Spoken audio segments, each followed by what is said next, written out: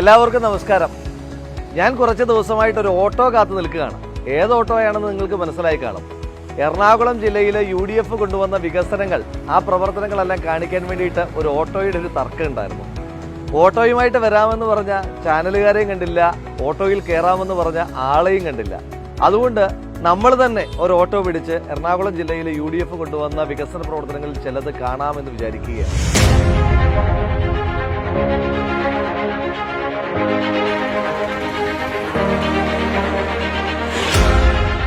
കൊച്ചിക്ക്, എറണാകുളത്തിന്, കേരളത്തിന്, ഇന്ത്യക്ക് തന്നെ അഭിമാനമായിരിക്കുന്ന കേരളത്തിന്റെ സ്വന്തം അന്താരാഷ്ട്ര നെഹ്റു സ്റ്റേഡിയമാണിത്.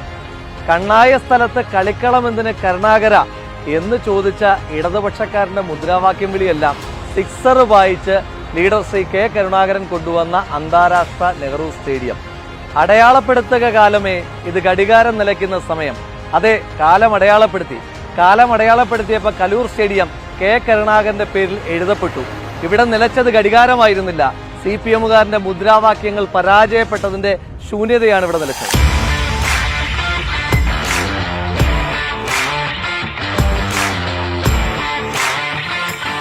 ഇതാണ് നമ്മുടെ മനോഹരമായ ഗോശ്രീ പാലം.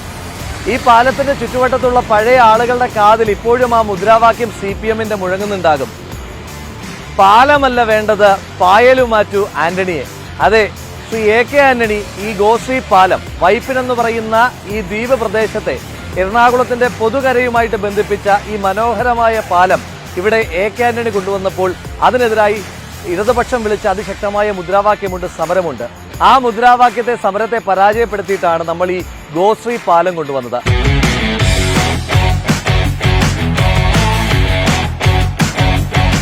ഇത് നമ്മുടെ കേരളത്തിന്റെ സ്വന്തം മെട്രോ. കേരളം ഒരു ശാപം കിട്ടിയ മണ്ണാണ്, ഇവിടെയൊന്നും നടക്കില്ല എന്ന തോന്നല് മാറ്റിയത്, ഇവിടെയെല്ലാം നടക്കും എന്ന് തെളിയിച്ചത് ഈ മെട്രോ വന്നപ്പോഴാണ്. ഇന്ത്യയിൽ കേരളത്തെക്കാൾ സാമ്പത്തിക ശേഷിയുള്ള പല സംസ്ഥാനങ്ങളിലും മെട്രോ ഇല്ല എന്ന ഓർമ്മ നമുക്കുണ്ടാകേണ്ടതായിട്ടുണ്ട്. ഈ കൊച്ചി മെട്രോ കൊണ്ടുവന്നത് ശ്രീ ഉമ്മൻചാണ്ടി കേരളത്തിന്റെ മുഖ്യമന്ത്രിയായിരിക്കുന്ന സമയത്താണ്.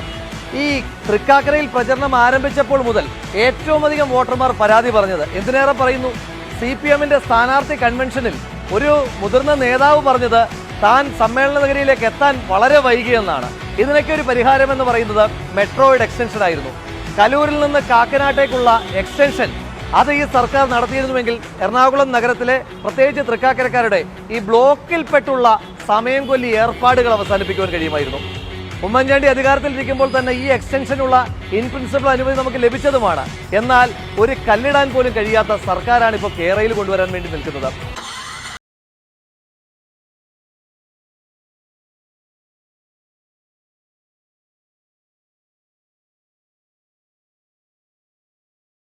വേണ്ടിയിട്ട്, അതുവഴി ഇന്ത്യയെ കൂടുതൽ സ്മാർട്ടറാക്കുവാൻ വേണ്ടിയിട്ട് ബഹുമാനായ മുൻ മുഖ്യമന്ത്രി ശ്രീ AK ആന്റണിയുടെ കാലഘട്ടത്തിൽ ശ്രീ AK ആന്റണിയുടെയും PK കുഞ്ഞാലിക്കുട്ടി സാഹിബിന്റെയും ഒക്കെ ഇനിഷ്യേറ്റീവിൽ തുടങ്ങി. അതിനുശേഷം ഗവൺമെന്റ് ചേഞ്ചിന്റെ ഭാഗമായിട്ട് മന്ദീഭവിച്ച് പിന്നീട് ശ്രീ ഉമ്മൻചാണ്ടി കേരളത്തിന്റെ മുഖ്യമന്ത്രിയായപ്പോൾ പുനരുജ്ജീവിപ്പിച്ച പദ്ധതിയാണ് സ്മാർട്ട് സിറ്റി. പ്രത്യക്ഷമായി 90,000 തൊഴിലവസരങ്ങളും പരോക്ഷമായി ലക്ഷക്കണക്കിനായ തൊഴിലവസരങ്ങളും സൃഷ്ടിക്കുവാൻ വേണ്ടിയിട്ട് IT രംഗത്ത് വലിയ വിപ്ലവം സൃഷ്ടിച്ച് ഈ പ്രദേശത്തിനകത്ത് ഒരു ആർട്ടിഫിഷ്യൽ ടൗൺഷിപ്പും അതുപോലെ തന്നെ എഡ്യൂക്കേഷൻ സെക്ടറിലും എന്റർടൈൻമെന്റ് സെക്ടറിലുമൊക്കെ അനന്ത സാധ്യതകളുള്ള വികസനത്തിന്റെ വാതായനം തുറന്നിടുവാൻ വേണ്ടിയിട്ട് തുടങ്ങിയ പദ്ധതിയാണ്.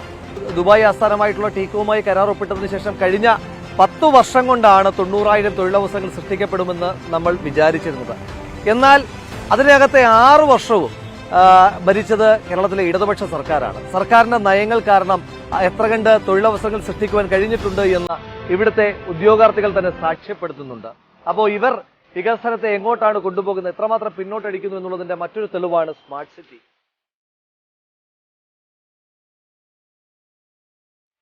കേരളത്തെ സ്മാർട്ടും സ്മാർട്ടറുമാക്കുവാൻ വേണ്ടിയിട്ടുള്ള ഒരു പ്രസ്റ്റീജിയസ് സ്പേസ് ആണ് ഇൻഫോ പാർക്കും അതുപോലെ തന്നെ റോഡിന്റെ അപ്പുറത്തായിട്ടുള്ള സ്മാർട്ട് സിറ്റി. കമ്പ്യൂട്ടറിനും കാൽക്കുലേറ്ററിനും എതിരായിട്ട് സമരം ചെയ്ത ഇടതുപക്ഷത്തിന് ഇൻഫോ പാർക്കിനെയും കാര്യമായി ഡെവലപ്പ് ചെയ്യാൻ കഴിഞ്ഞിട്ടില്ല.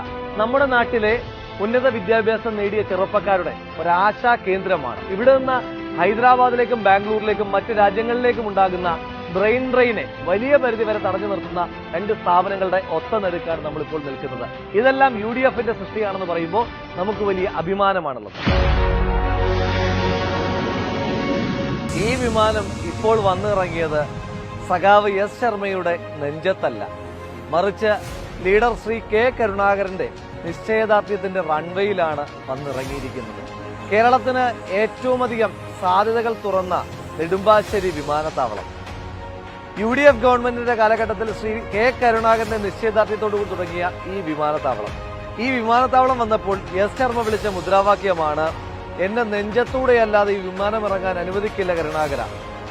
ആ മുദ്രാവാക്യത്തെയും ആ സമരത്തെയും പരാജയപ്പെടുത്തിയിട്ടാണ് നെടുമ്പാശ്ശേരിയിലെ UDF സർക്കാരിന്റെ കാലഘട്ടത്തിൽ ഈ വിമാനത്താവളം കൊണ്ടുവന്നത്. എന്റെ പിന്നിൽ കാണുന്നത് ഗവൺമെന്റ് ഹയർ സെക്കൻഡറി സ്കൂൾ ഇടപ്പള്ളിയാണ്. എത്ര മനോഹരമായിട്ടാണ് ഒരു സർക്കാർ സ്കൂൾ ഇങ്ങനെ പണിതുയർത്തി വെച്ചിരിക്കുന്നത്. അരിപ്പൊടി കൊണ്ട് പണിഞ്ഞ സ്കൂളല്ല കേട്ടോ, അതുകൊണ്ട് നല്ല ഉറപ്പുള്ള സ്കൂളാണിത്.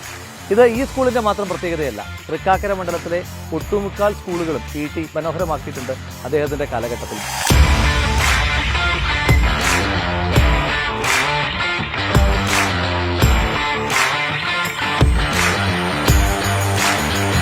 എന്റെ പിന്നിൽ കാണുന്നത് തൃക്കാക്കര മുനിസിപ്പൽ സഹകരണ ആശുപത്രിയാണ്. ഈ ആശുപത്രിയുടെ ഭരണം കൈയാളുന്നത് പ്രതിപക്ഷ ഭരണസമിതിയാണ് ഈ ആശുപത്രിയുടെ ഭരണം നടത്തിക്കൊണ്ടിരിക്കുന്നത്. പക്ഷേ PT-യുടെ വികസന സ്വപ്നങ്ങൾക്ക് PT-ക്ക് കൃത്യമായ രാഷ്ട്രീയമുണ്ട്, നിലപാടുകളുണ്ട്. പക്ഷേ PT-യുടെ വികസനത്തിന് രാഷ്ട്രീയമില്ല എന്നുള്ളതിന്റെ ഏറ്റവും വലിയ തെളിവാണ് ഈ ആശുപത്രി. UDF സർക്കാരിന്റെ കാലഘട്ടത്തിൽ കൊണ്ടുവന്ന മെഡിക്കൽ കോളേജിന്റെ പ്രവർത്തനങ്ങളെ നിശ്ചലമാക്കിയ സർക്കാർ കൂടി അധികാരത്തിലിരിക്കുമ്പോൾ ഇത് രാഷ്ട്രീയത്തിനതീതമായി നടത്തിയ ഈ വികസനം മാതൃകാപരം.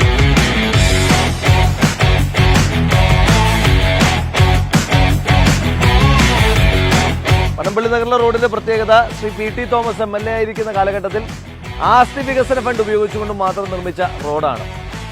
ഇതേ നിലവാരമുള്ള വളരെ മനോഹരമായ റോഡുകൾ നിങ്ങൾക്ക് തൃക്കാക്കര നിയോജകമണ്ഡലത്തിന്റെ എല്ലാ ഭാഗത്തും കാണുവാൻ കഴിയും.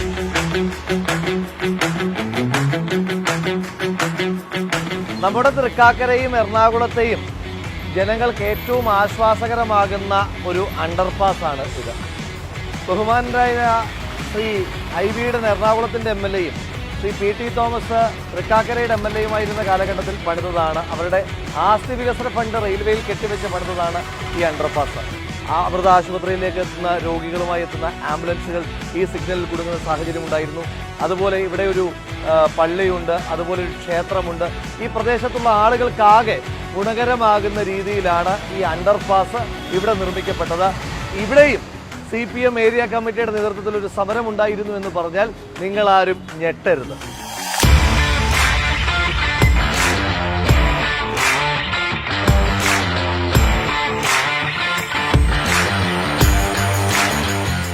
എറണാകുളം ജില്ലയിലെ ഒരൊറ്റ വികസന പദ്ധതി പോലും കോൺഗ്രസിന്റെ പങ്കാളിത്തമില്ലാതെ നടന്നിട്ടില്ല എന്ന് നമുക്ക് പറയാൻ കഴിയും.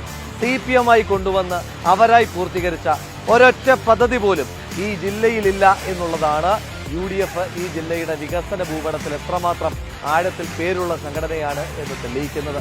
അതുകൊണ്ട് നമുക്ക് തൽക്കാലത്തേക്ക് ചേട്ടനോട് നന്ദി പറഞ്ഞ് നമുക്ക് ഈ ഓട്ടോ യാത്ര അവസാനിക്കാം. ഇനിയും തൃക്കാക്കരക്കാർ, എറണാകുളംകാർ വിധി എഴുതും. ഉറപ്പാണ് വികസനം കൊണ്ടുവന്ന ഐക്യജനാധിപത്യ മുന്നണിക്ക് തന്നെയുള്ളതായിരിക്കും ഈ തൃക്കാക്കര മണ്ഡലമെന്ന് ഉറപ്പിക്കാം. തൃക്കാക്കര മണ്ഡലം UDF സ്ഥാനാർത്ഥി ഉമാ തോമസിനെ കൈപ്പത്തി അടയാളത്തിൽ വോട്ട് ചെയ്ത് വിജയിപ്പിക്കുന്നു.